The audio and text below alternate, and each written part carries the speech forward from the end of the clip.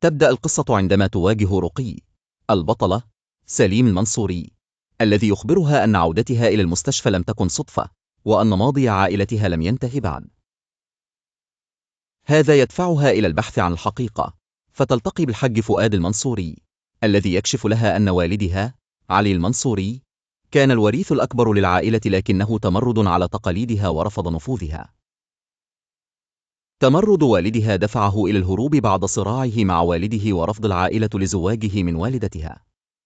لكن الصدمة الأكبر كانت عندما علمت أن عمها سعيد المنصوري كان يرى أن والدها سلبه حقه. أراد سعيد الانتقام من والدها، مما جعل والدها يشعر بالخطر ويفر بعيدا.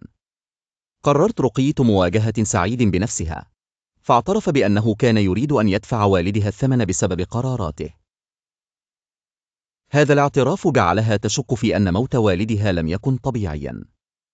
وفي أثناء بحثها تعثر على رسالة قديمة من والدها يحذرها فيها من الثقة بأي شخص، لأن الخطر ما زال يحيط بعائلتها.